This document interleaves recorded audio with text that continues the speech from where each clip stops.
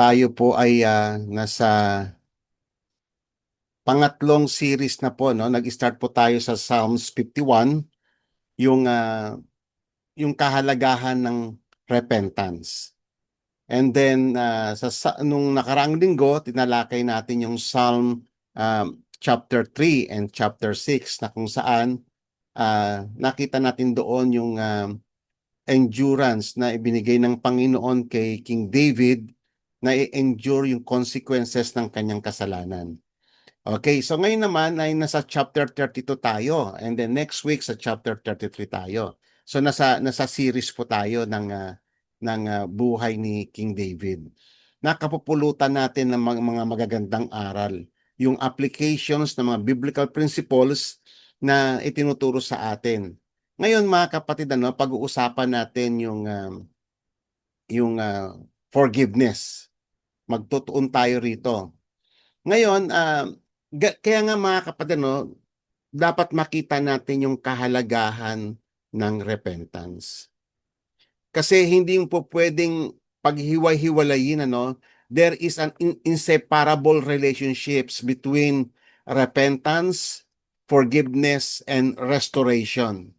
So, hindi lamang forgiveness, hindi lamang repentance, kundi yung ultimately tayo ay ma-restore sa Panginoon, which is the very goal ng repentance.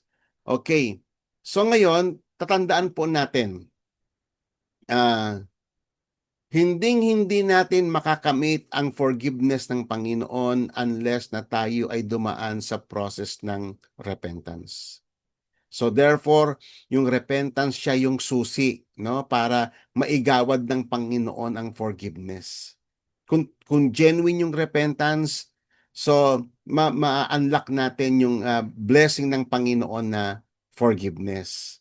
At ang forgiveness, mga kapatid, ito lang yung the only cure sa guilt na dulot ng ating kasalanan.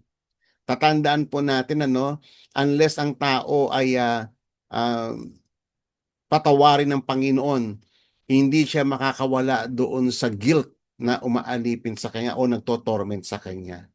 So ngayon mga kapatid, tatandaan po natin na ang repentance, meron po siyang goal eh. It doesn't end doon lang sa pagsisisi. Meron siyang goal. Merong goal yung tinatawag na forgiveness. So ito yung tinatawag na yung restoration ng ating kaluluwa sa fellowship natin sa ating Diyos. Yun yung pinakadulo. Kinakailangan mga kapatid, ma-restore yung broken relationship natin o yung broken fellowship natin sa Panginoon. So hindi lang tayo basta-basta nagsisisi, hindi lang basta-basta na ginagawad sa atin yung forgiveness, kung hindi yung tayo ay manumbalik, yung talagang fully restored doon sa presensya ng ating Diyos. At iyon yung pinaka masaya. So, at ang happy result, mga kapatid, ng forgiveness ay yung tinatawag na the unspeakable joy. At siyang pag-uusapan natin ngayon. Ito yung sinasabi ni David sa may Psalms 51 verse 12 na, "Restore unto me the joy of your salvation." So merong joy. So after na ma-receive mo yung forgiveness, after na ikaw ay ma-restore doon sa presensya ng Panginoon, ang result nun ay unspeakable joy. Okay? Kaya nga ito ay napakahalaga mga kapatid, At itong joy na ito yung wellspring ng ating kung bakit tayo ay aktibo sa harapan ng Panginoong Diyos. Ang nagdadrive sa atin ay yung joy ng forgiveness ng Panginoon.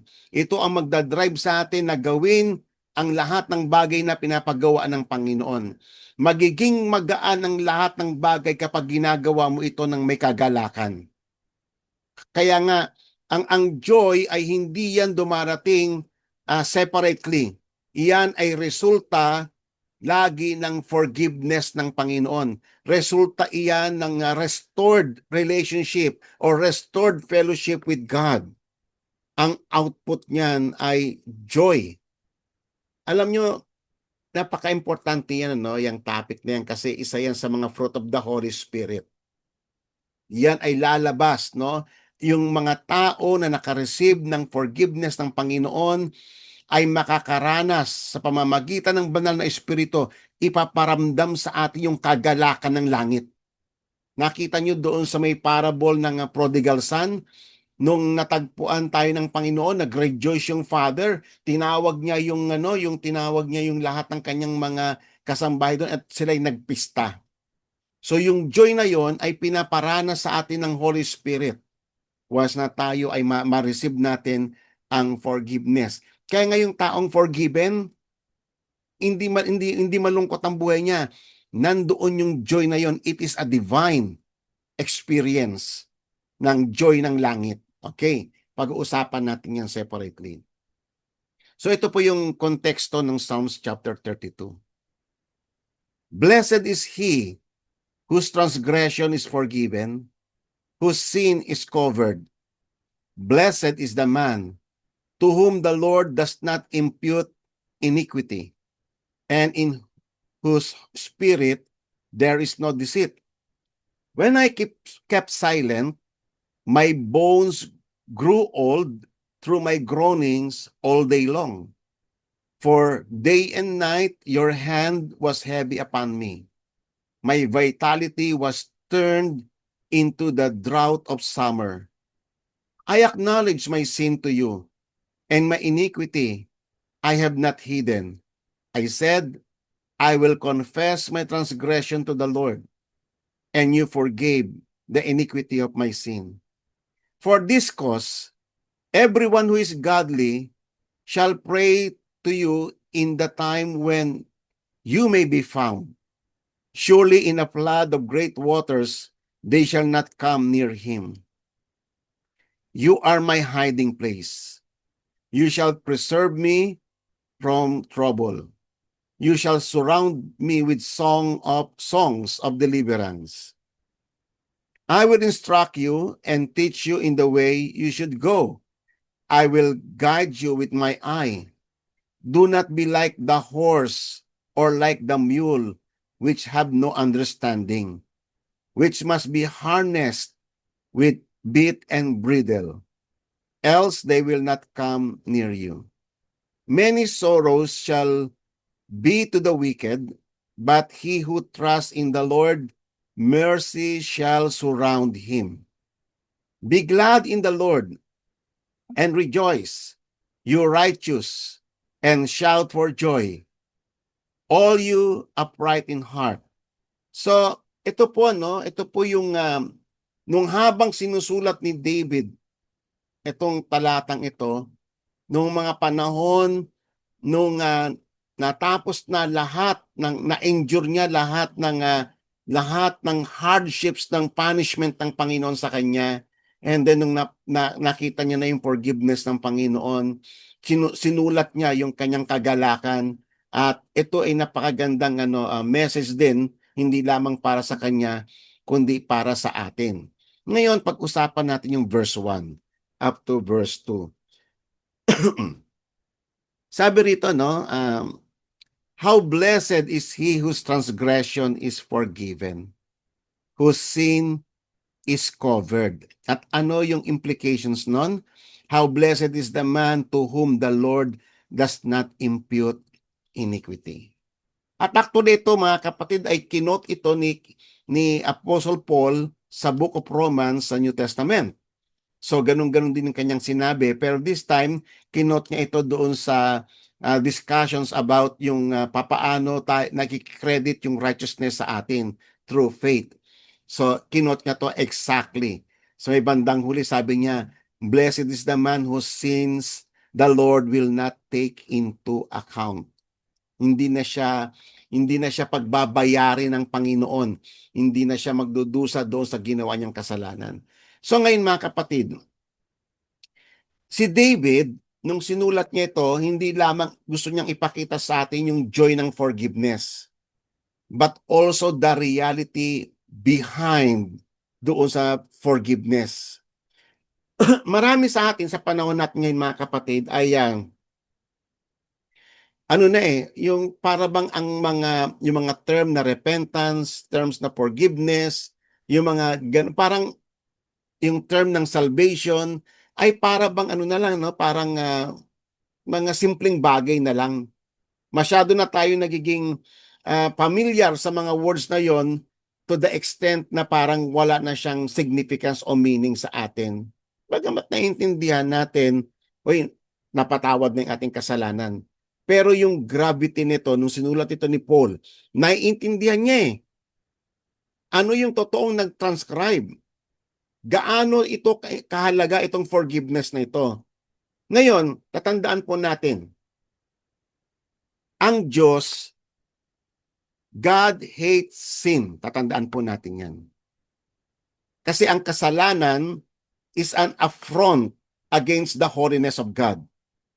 At ang kasalanan, it separates us from God.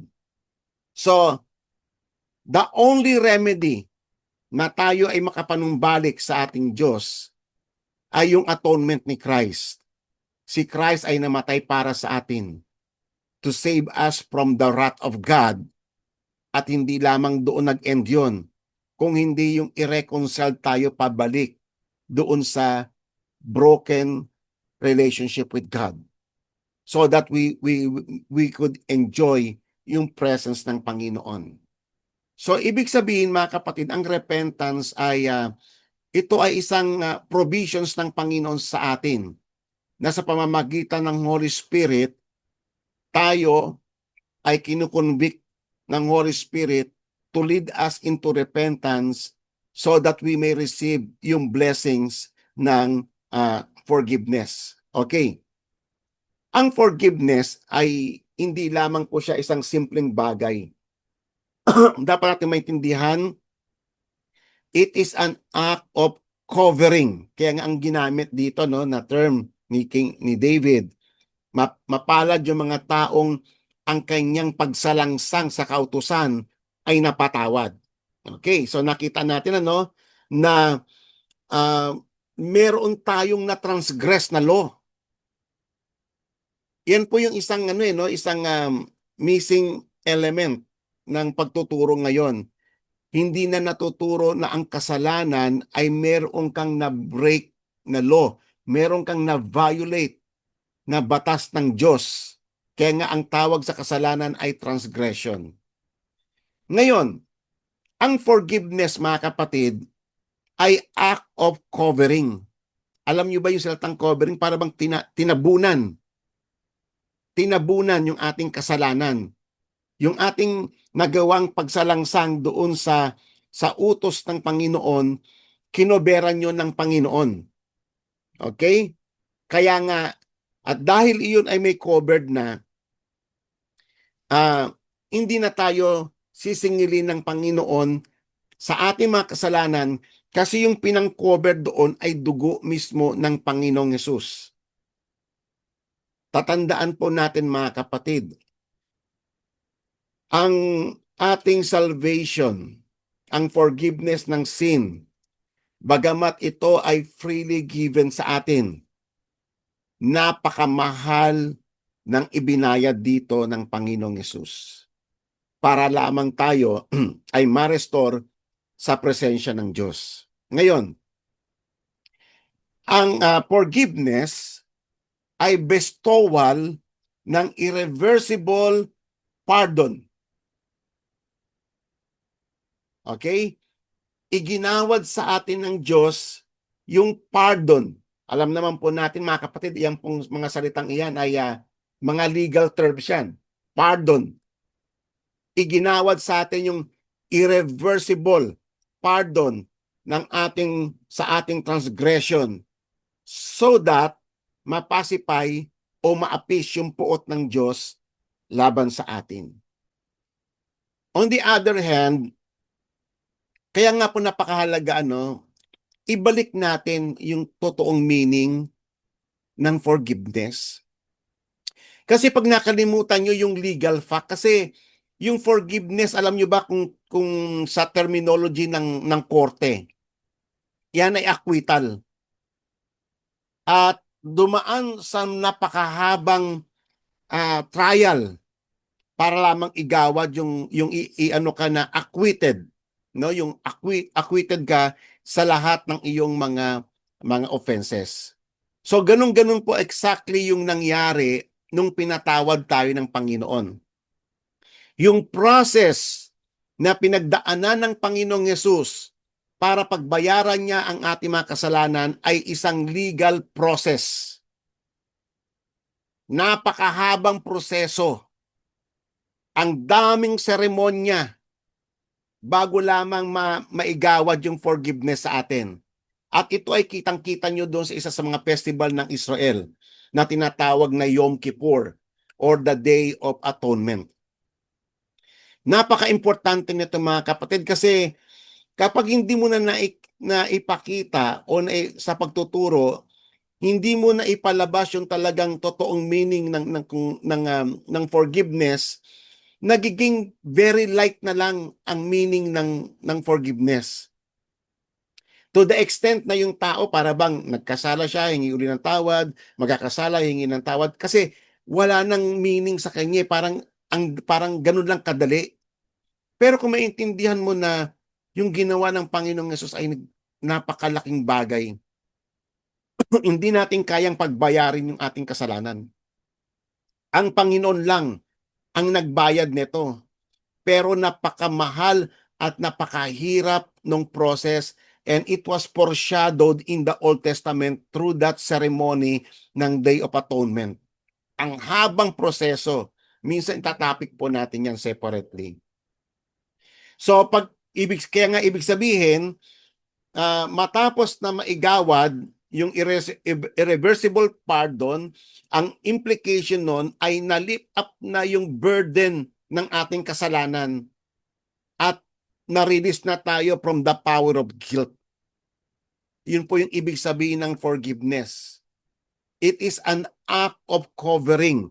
Kinoveran ng Panginoong Yesus ng kanyang kamatayan, ng kanyang dugo, na ipinatak dyan sa may mercy seat para lamang tayo ay patawarin ng Panginoon.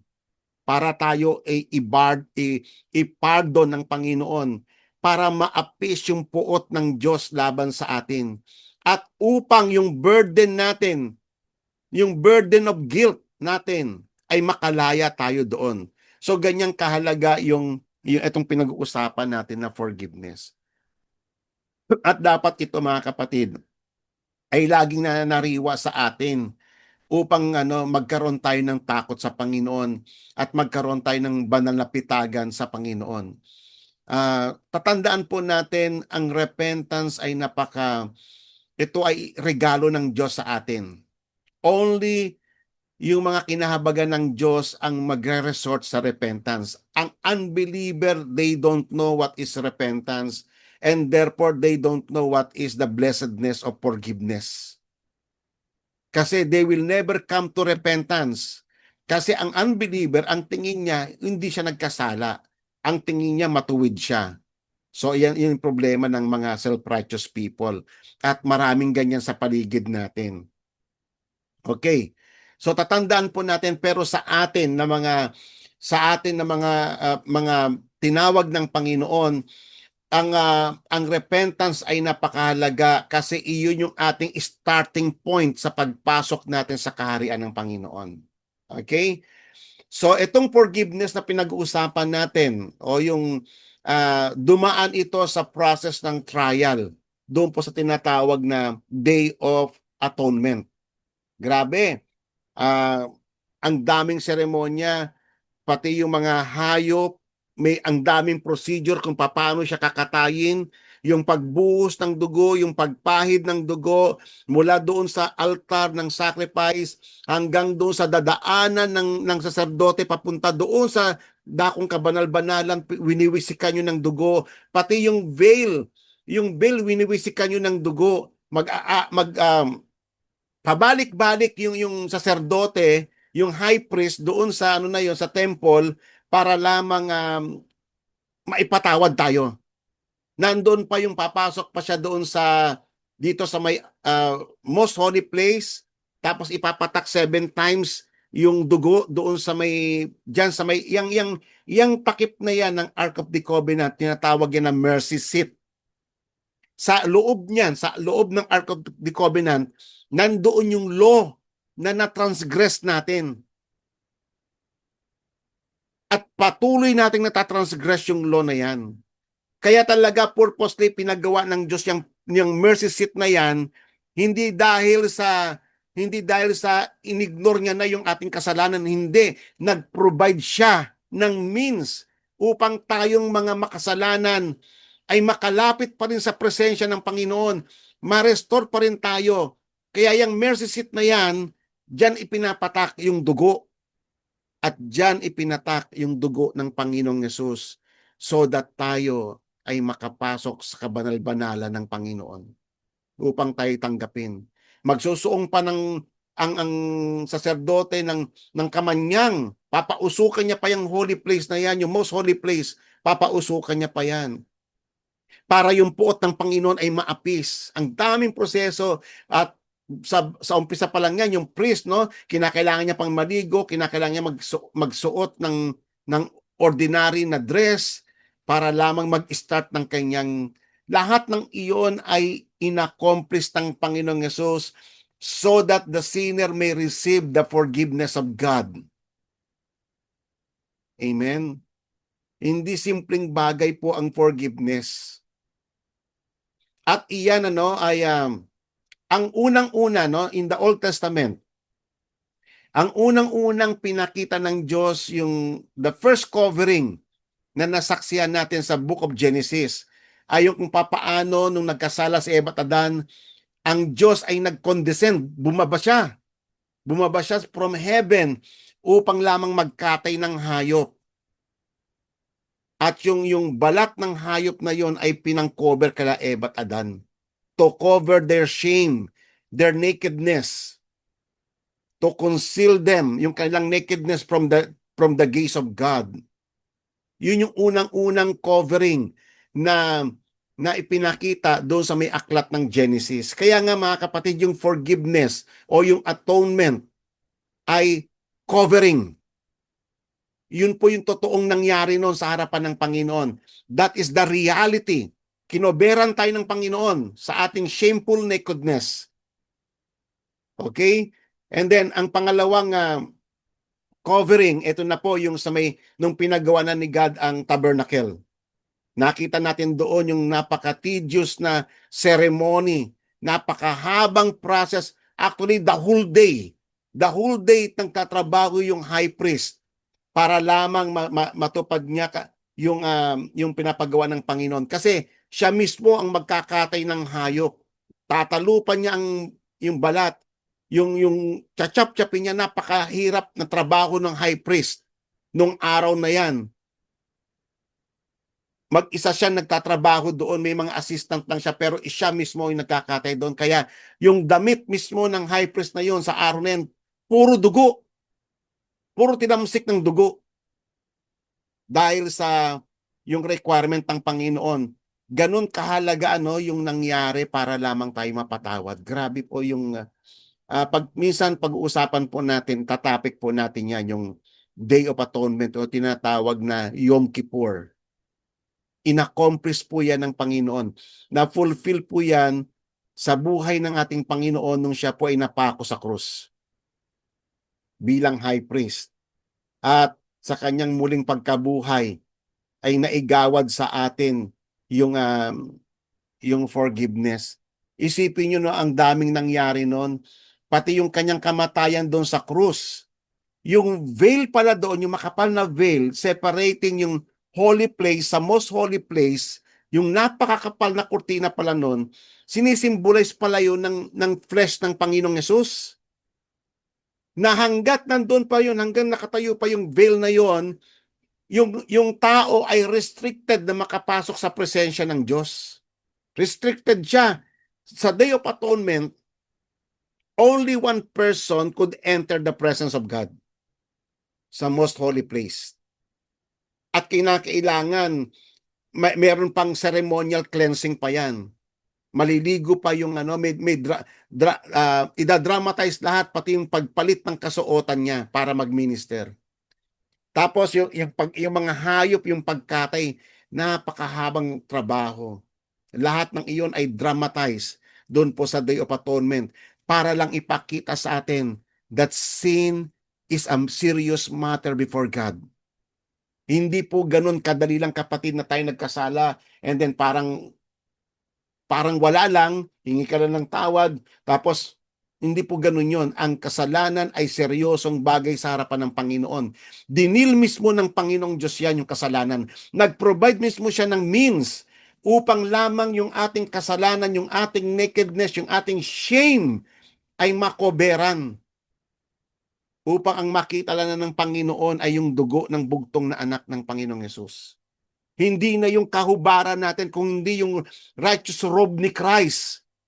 Kinoberan tayo ng righteousness ni Christ at ito'y nagsisimbolong damit natin, mga kapatid. Kaya tayo, hindi na po tayo naked before God kasi may damit na tayo, the righteous garment na provided ng ating Panginoong Yesus. Ganyan kahalaga yung forgiveness na nangyari, na nag-transcribe, na ipinakita doon po sa mga sa cross. Ngayon, mga kapatid,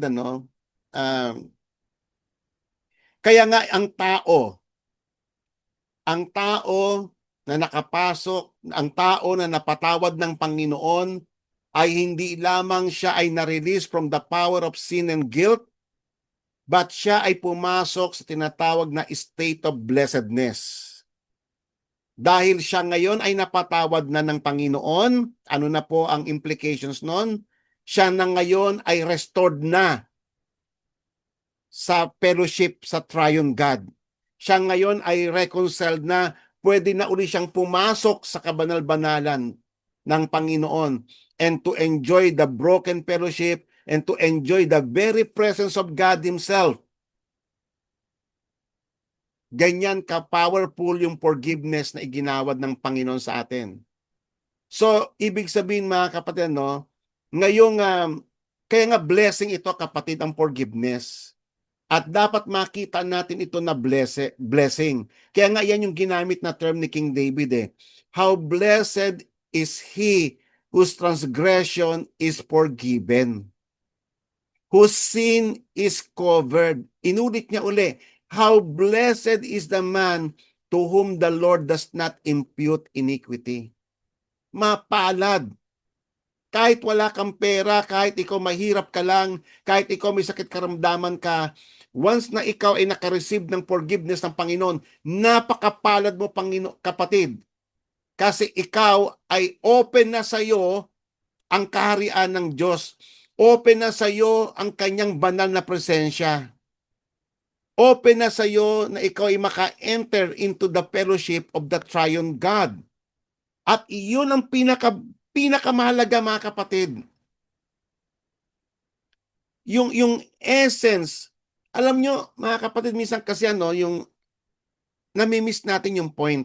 Minsan nakakala natin basta masave ka lang from the wrath of God o masave ka lang sa impyerno. Hindi yun. Hindi yun yung end goal ng salvation. Ang end goal ng salvation ay yung ikaw ay makapasok ka sa fellowship ng Triune God na gumawa sa atin. Kasi kaya tayo ginawa ng Diyos, kaya ginawa niya ang universe, kaya niya tayo ginawa ay para tayo makita natin yung joy ng fellowshipping with our God. At kaya ang Panginoong Yesus ay nagkatawang tao. Isipin nyo, nagkatawang tao pa siya, kinakailangan niya pang magkapakababa, kinakailangan niya pang akuin yung ating mga kasalanan para lamang tayo ay maibalik sa Diyos. Anong purpose ng redemption na yon? Para ikaw ay muling makapellowship mo ang Diyos na lumikha sa iyo. Minsan, hindi na yan ang goal natin ngayon sa church. Nakakalimutan na nating ituro yan, yung fellowshipping with our God. Yung entering into the presence of God above all things else in the church. Minsan, overemphasize natin, o mag-obey tayo ng law, maging obey. Para saan yun? Ano ang goal nun? Ano yung pinaka-heart nun? Upang tayo ay manatili doon sa presensya ng Diyos. Lahat ng doctrine ay mawawala ng meaning kapag na-miss natin yung the very important point, yung presence of God. Minsan tayo, gusto natin, pupunta tayo ng langit.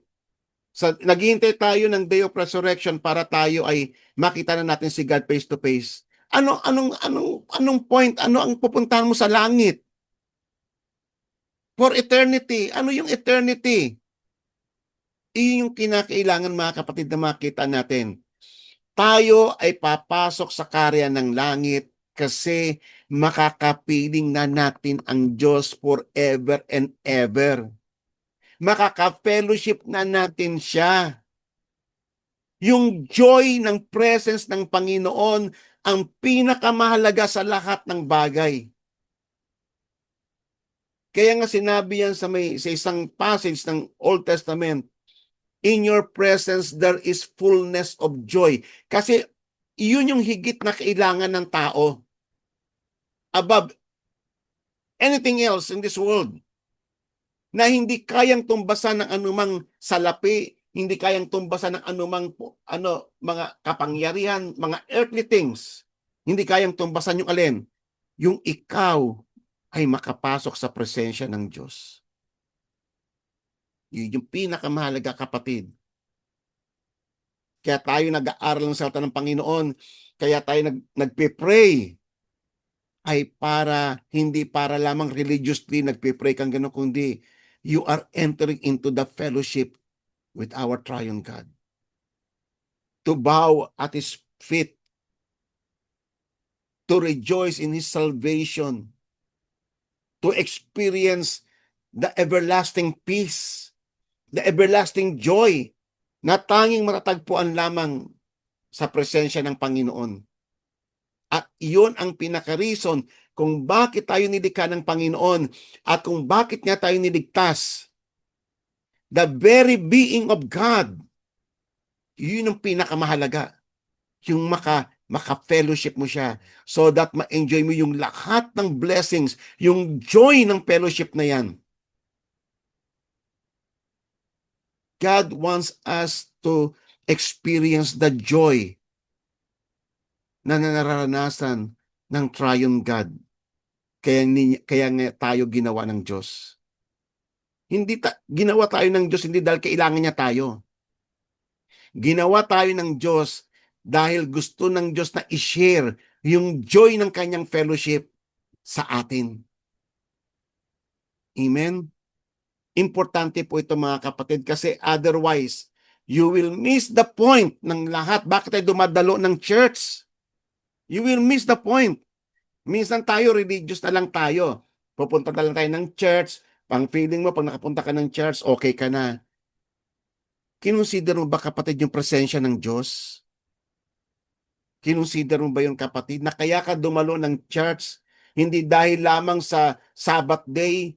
Yes, totoo. Para saan yung Sabbath? Yung Sabbath ay ginawa ng Diyos so that tayo makapagpahinga, so that we can enjoy yung presence ng Panginoon. That's the meaning of Sabbath. Ngayon, hindi na eh. Nalihis na tayo. Nalihis na yung ating mga isipan. Nawala na tayo sa focus natin kay God mismo na maka-fellowship natin siya. That's why si David, lagi niyang sinusulat yung, as the deer panted for the water, so my soul longeth for thee. Ikaw mismo, yung being mo, O God, yung fellowship sa'yo, yun ang pinaka-mimiti-miti ko. Sinulat niya pa sa isang passage ng Psalm na yung isang araw doon sa kanyang templo ay higit pa, hindi kayang ikumpara sa 1,000 years sa mundo na walang makakapag-satisfy nun kundi ang presensya lang ng Panginoon. Pag-aaralan po natin yan separately. Okay? But for now, tatandaan po natin, Kaya nga tayo mga kapatid, ang forgiveness, ulitin ko, ay blessing. Isang napakalaking blessing kung hindi mo pa ito naiintindihan, kapatid. You are entering the state of blessedness. Kasi papasok ka ng muli sa presensya ng ating Diyos at siya ay muling mo nang makaka-fellowship. Alam nyo kapatid, pag kayo ay nagpipray, pag hindi yun ang goal ninyo, you entirely miss the point kung bakit ka nagpipray. Kung ikaw ay dumadalo ng church every Sunday at na mismo yung pinaka-presence ng Panginoon, you miss entirely the point of attending the church. Amen? Tatandaan ninyo, repentance is not the end. It's not the end goal. Not even the forgiveness, but the restoration of the broken fellowship with God. Tatandaan po natin yung kapatid. So that man will experience the joy, the unspeakable joy of God's presence. Mga kapatid, matutunan po nating hanapin above all things yung presence ng Diyos. Alam nyo ba, ang heavenly Jerusalem, ipinakita yun sa Ezekiel, tinalakay natin na dito. Ang pangalan talaga ng city of God is Jehovah Shammah. Yung presence ng Diyos will be there forever in His city. Pero tayo ba kapatid? Did you really enjoy the presence of God? Yun nga ba talaga yung ina-afteran natin pag tayo ay nagpe-fellowship? Amen? Kaya nga yun yung ano doon yun yung tanong doon. Gaano naiintindihan ba talaga natin yung kahalagahan ng presensya ng Diyos? Amen. So ngayon, tignan po natin dito sa may 1 John. Sinulat ito ni Apostle John Yung discussion niya na sabi niya kung if we say that we have fellowship with him and yet we walk in darkness, sabi ni Apostle John, we lie and we do not practice the truth. So nakita nyo na ang totoong fellowship kay God, kaya nga ito yung reason kung bakit tayo lumalayo sa kasalanan. Ito yung pinaka very reason kung bakit natin dapat iwaksi ang kadiliman sa buhay natin. Kasi because of the fellowship with our God. That's the very heart. Yung fellowship mo sa Diyos. Hindi lamang yung pupunta ka ng church kasi gusto mo maka-fellowship yung mga kapatid. Yes, totoo naman yan. Pero ang pinaka-heart ng lahat ng fellowship ay fellowshipping with God. Kaya nga sabi rito, but if we walk in the light as He is Himself in the light, we have fellowship with one another. And the blood of Jesus cleanses us from all our sins. Amen? Huwag niyong kakalimutan yon, the very essence ng ating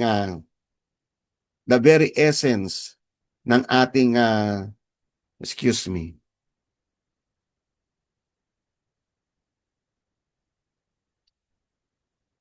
Okay.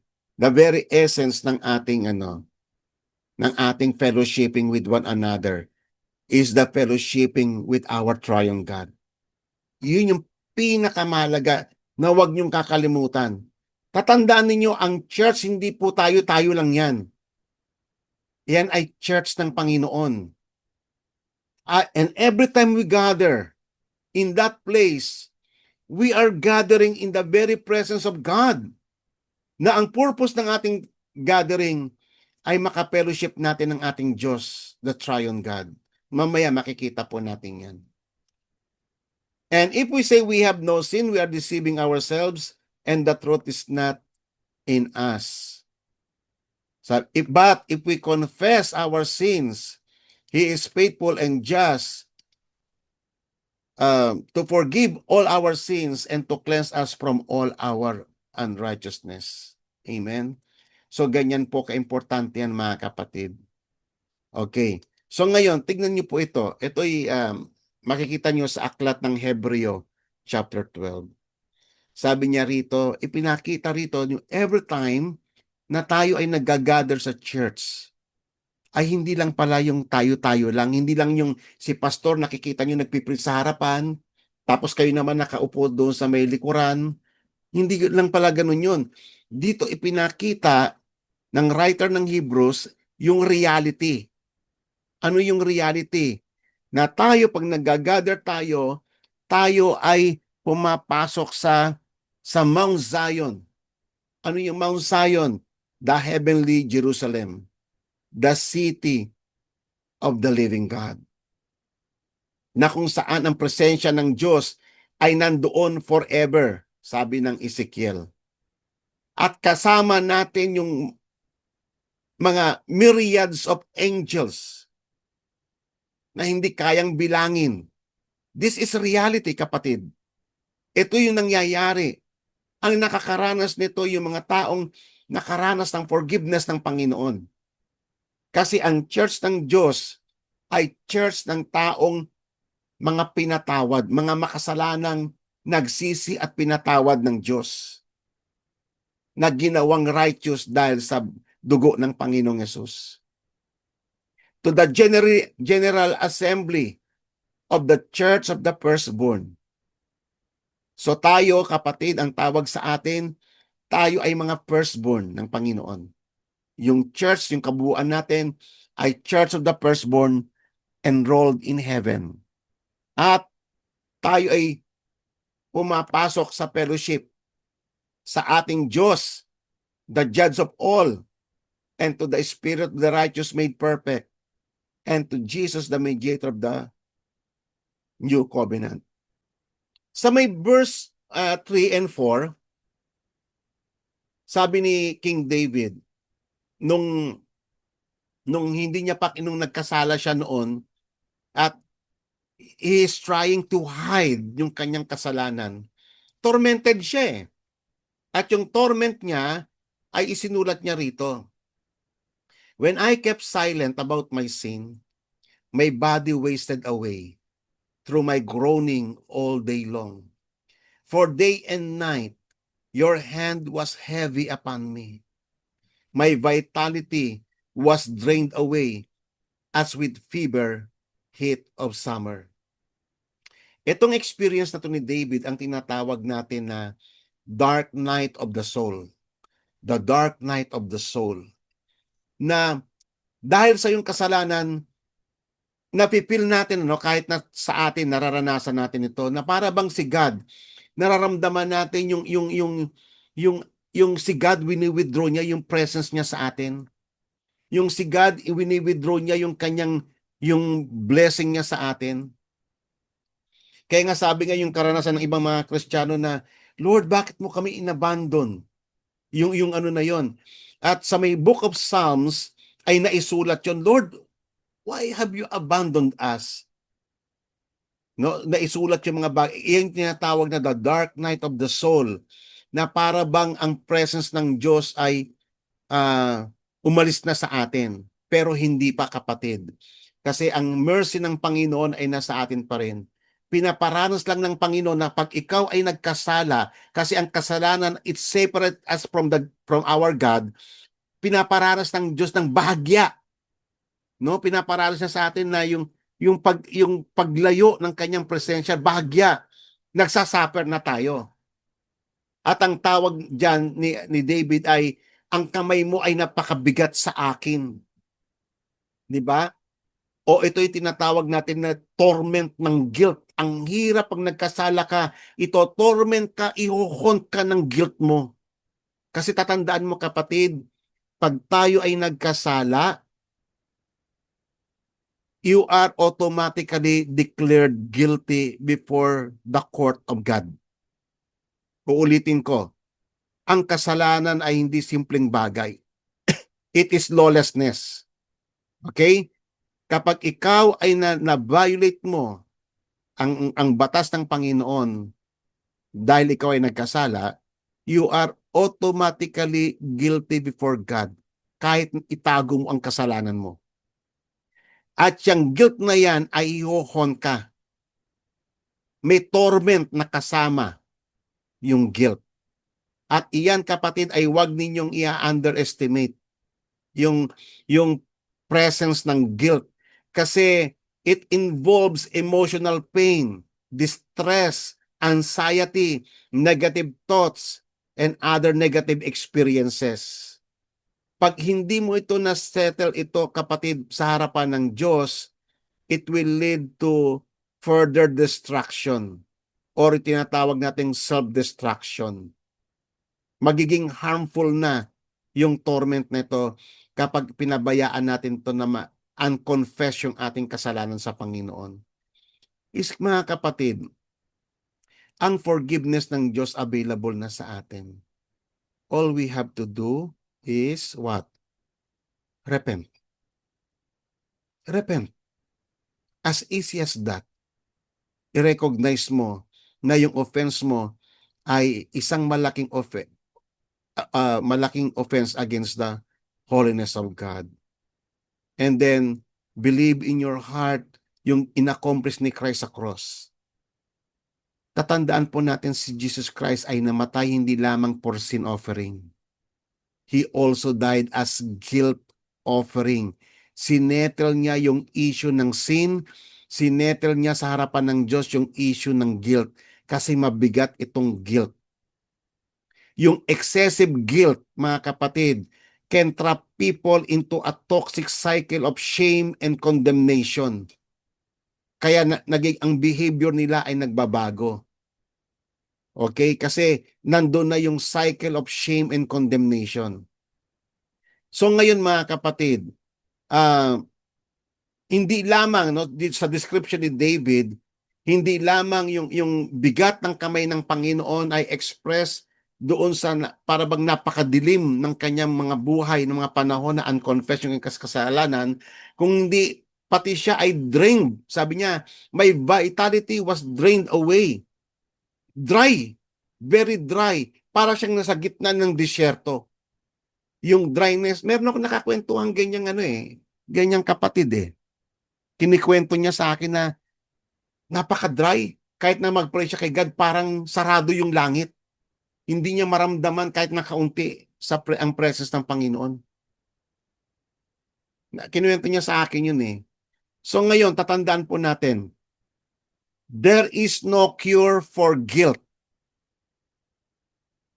The only escape available na tayo ay makalaya sa guilt ay yung magrepent tayo at hingiin natin yung habag ng Diyos na igawad sa atin yung forgiveness, yung atonement ng ating Panginoong Hesus. Kaya nga, nung natutunan ni David na i-confess ang kanyang kasalanan, nakita niya yung blessing nun. Sabi niya, I acknowledge my sin to you. My iniquity I did not hide.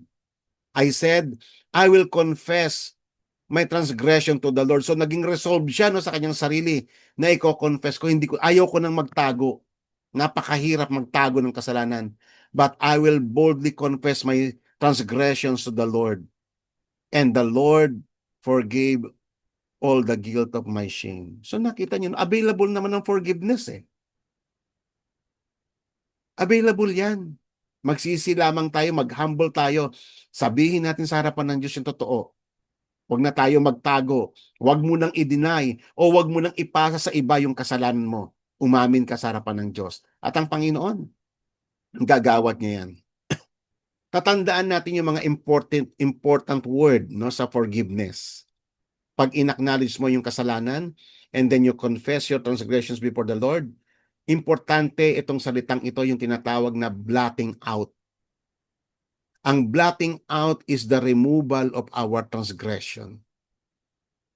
Tatandaan niyo po, that is very important word. Iba-blot out ni God sa kanyang record ang iyong mga kasalanan. Hindi ka na niya pananagutin. Yan ang ibig sabihin ng forgiveness. It will totally be removed sa kanyang record of our offenses against God. Or the covering, no? Iko-cover niya yung ating guilt by the righteousness of Christ. Kaya nga tayo mga kapatid, blessed tayo. If we know yung yung repentance, you are blessed mga kapatid as long as genuine ang iyong repentance. Sabi nga rito mga kapatid, importante yung concept ng imputation. Ano po ba yung imputation kapatid? Ano po ba yung nag-transcribe sa death and resurrection ni Christ? Ganito po kapatid. Ang ating kasalanan, lahat ng ating lawlessness ay naisalin o na-imputed sa ating Panginoong Yesus legally. It is, tatandaan niyo po yung process ng pagpapatawad sa atin ay legal. It is a legal aspect.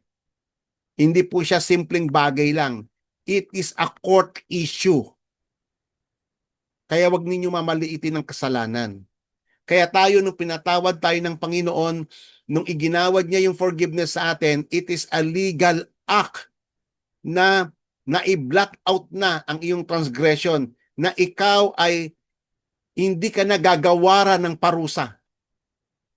Kasi covered na ang iyong kasalanan. Meron nang umako ng iyong kasalanan. Yun ang ibig sabihin na may implications.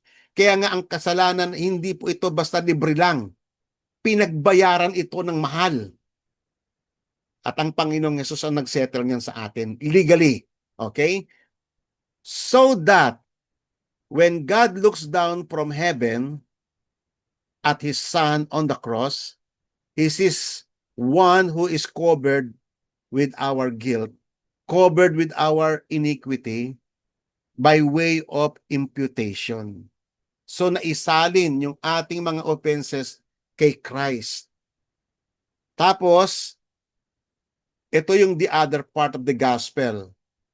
Yung reverse ng transfer na yon, kung saan ang Diyos naman ay inimpute niya naman yung righteousness ni Christ sa atin. Iyon yung naging merit natin because of our relationship with Christ. So ayan po yung the great the great exchange o yung the concept of imputation. Yung ating mga lawlessness ay naisalin kay Christ at yung righteousness ni Christ ay naisalin sa atin. Okay, so iyan po tinatawag na legal transfer of accounts.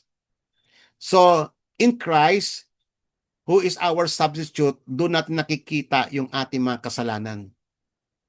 Na dala-dala niya yon. Kaya nga nung siya ay sa Revelation, nung siya umakyat sa langit, ipinakita doon, the lamb that was slain, may bakas pa na pinagbayaran niya. Yung mga sugat, no, yung dugo, ay bakas iyon na pinagbayaran niya in full yung ating mga kasalanan. Kaya upang tayo ay maabsuelto sa trono, sa korte ng ating Diyos. So, in verse 5 to 7, sabi niya, therefore let everyone who is godly pray to you in a time when you may be found. Surely, in a great flood of waters, they will not reach him. So ito po yung admonition ni David sa tulad natin, dumadaan din sa the same suffering ng kasalanan, na wag nyo nang paabutin, sabi ni King David. Wag na kayong pa kasi mahirap. Napakahirap, yung ang kamay ng Diyos ay napakabigat sa inyo. Di ba? Alam nyo, karamihan sa mga tao, hindi nila nare-recognize yan. Di ba? Nung nakaraang topic natin, hindi na nakikita kasi ang majesty ng Diyos. Yung mga taong makasalanan, nakita nila ang bigat talaga ng buhay. Ang bigat talaga ng kamay ng Panginoon. Kahit anong pagtatrabaho nila, para bang yung kahirapan, hindi na sila nilulubayan. Laging may kaguluhan sa buhay nila, laging may sakit, may karamdaman, laging ganito, napakagulo ng buhay. But they don't recognize it. Nakamay ng Diyos yun. parusa ng Diyos yun sa kanila. Kasi nga blinded sila sa reality ng Diyos sa kanilang buhay. They don't know na yung pala'y kamay ng Diyos napakabigat. Ang dami ko nang na-witness na ganyan sa mga tao. Hindi nila ma-identify kung ano yun. Bakit napakabigat ng buhay? Grabe, sunod-sunod na kamalasan. Tawag lang natin, malas naman, talaga namang buntot mo lang ang kamalasan. Hindi. Yung kamay ng Diyos napakabigat. Only repentance and faith in Christ ang makapag-resolve, ang makapag-aalis ng heavy hands of God. Amen? Kaya nga, tatandaan po natin ang Panginoon ay napaka nasagana ng kanyang habag. Kaya nga sabi nga ni David, "You are my hiding place." Natutunan niya ni David na magtago sa panahon sa Diyos, magtago kay God siya magtatago sa panahon ng sa mga panahon na siya ay pinaparusahan ng Panginoon. Natutunan niya na magkubli sa Diyos na siya nagpaparusa sa kanya. "You are my hiding place, and you preserve me from trouble. You surround me with songs of deliverance." Amen. Alam nyo, pag ikaw Christian, kaya ibang-iba ang Kristiyano sa unbeliever eh. Ang unbeliever, they don't see God. They have no hope in the midst of yung mga punishment ng Diyos. Pero tayo, nakikita natin si God na meron tayong hope. Nalilingapin tayo ng Panginoon, bagamat parusahan niya tayo, lilingapin tayo ng Panginoon. Kaya nga tayo, alam natin yun, yung salitang yung songs of deliverance. Yung awit natin, alam natin na may kaligtasan sa Panginoon. And then, finally, sinabi niya rito, uh, dito, at this juncture, si God in-instruct niya si David. So, maari nung time nung ito yung instruction ng Diyos sa kanya. Sabi rito, "I will instruct you and teach you in the way you should go." Sabi ng Diyos sa kanya. "And I will guide you with my eye." Sabi ng Panginoon sa kanya. Ang sabi niya, next time do not be like horse or like a mule which have no understanding, which must be harnessed with a bit and bridle. Huwag kang tumulad sa kabayo o sa mule o sa donkey na nilalagyan pa ng harness dito sa bibig na para makontrol. Alam nyo mga kapatid, tatandaan po natin. Ito yung sinasabi sa may Galatians chapter 5 eh.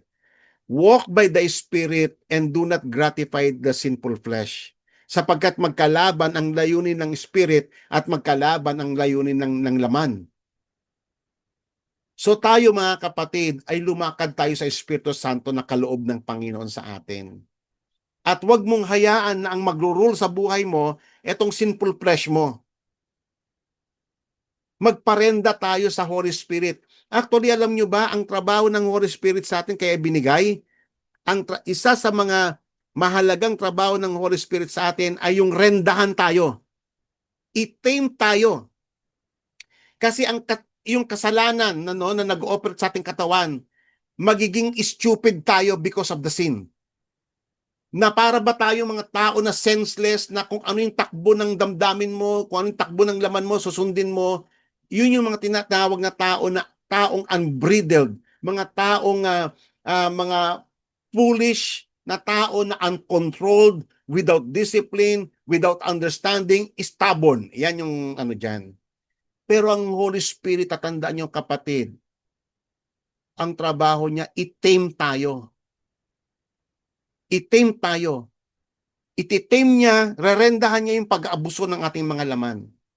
Kaya nga minsan, ito yung mga misguided na maraming na ang akala nila ang pagiging spirit-filled lang ay yung puro speaking tongues lang.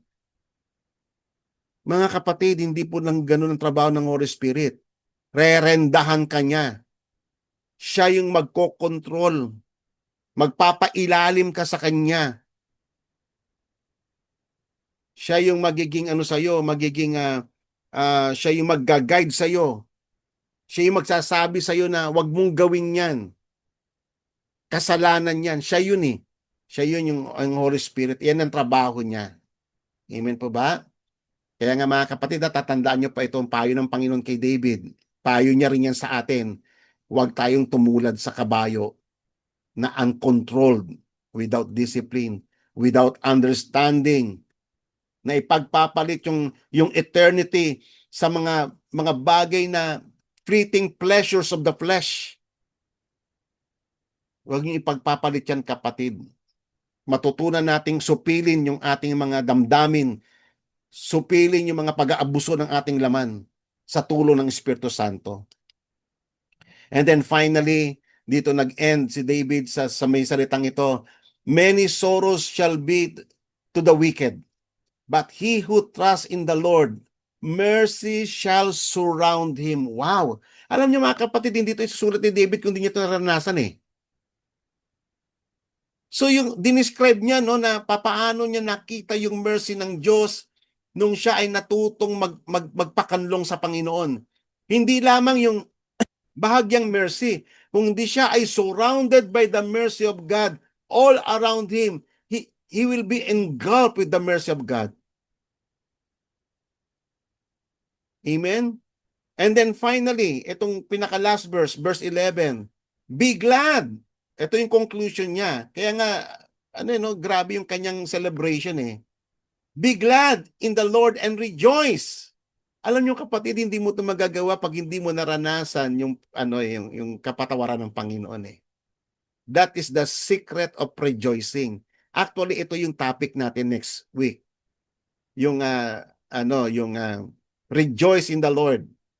Kasi dito pag-uusapan natin yung the secret behind rejoicing. Psalms chapter 33. Magkasunod po yan, no? Psalms 32 and Psalms chapter 33. Lahat ng tao na nakaranas ng kapatawaran ng Diyos, lahat ng tao na nakapasok sa blessedness ng forgiveness ng Diyos ay hindi mapipigilan na magdiwang sa Panginoon. Kasi mismo ang langit, ipaparanas niya yung joy ng heaven sa iyo. Nakita natin yan sa parable of the prodigal son. Kasi sabi nga 'di ba ang description ni David sa kanya dati sa may Psalms 51, the bones which you had broken. Noong time na pinaparusahan tayo ng Panginoon, talagang para bang binalian ka ng Panginoon. Hinambalos ka ng Panginoon. Now, once again, because forgiven na, resolved na sa lahat ng kasalanan, will once again rejoice in the bountiful mercy of God and loving kindness of God, rejoicing in God's salvation and enjoying the presence of God, enjoying the fellowshipping with God. Amen. So mga kapatid, purihin ang Panginoon at nawa kapulutan natin ito ng magagandang aral, no? Dito kasi sa kwento ni David, kaya mahalaga ang Psalms, nakikita natin yung sarili natin na makasalanan. At si David ay hindi siya ordinaryong tao. Tinawag siya ng Diyos na the man after God's own heart. 'Di ba? Kaya yung kanyang suffering sa kanyang kasalanan, grabe rin. Pero iyon ay ni-record lahat ng Panginoon, pina-record niya for our instruction. Upang meron tayong pattern na hindi lang pala forgiveness. Ang result ng forgiveness is rejoicing, na siyang tatalakayan natin next week. Amen. So tayo po ay manalangin. Salamat o Diyos sa biyaya mo sa amin. Lord, ikaw rin o Lord ang nag-initiate ng lahat ng bagay. Noong kami nagkakasala, ang natural tendency namin ay itago namin ang aming mga kasalanan. But Lord, because of your great mercy to us, you gave us the gift of repentance upang matuto naming isaysay sa iyong harapan, i-confess ang lahat ng aming kasalanan. At maranasan namin ang kagalakan ng iyong forgiveness. Lahat ng ito galing sa iyo. Kung wala ang Holy Spirit sa amin, wala kaming mauumpisahan at wala kaming magagawa, Panginoon. Lahat ng ito, pati ang kagalakang naranasan namin sa kasalukuyan, ay dahil ikaw, O Diyos, ay napakabuting Diyos. You are faithful in all your words, and your mercy is from everlasting to everlasting. And your mercy endures forever. Salamat po, Ama, sa lahat ng katotohanan ito. At nawa, Panginoon, sa gabing ito, ang lahat ng iyong mga anak na nakikinig at walang sawang nakikinig sa iyong mga salita ay pagpalain mo ng iyong banal na presensya. This is our prayer in Jesus' name.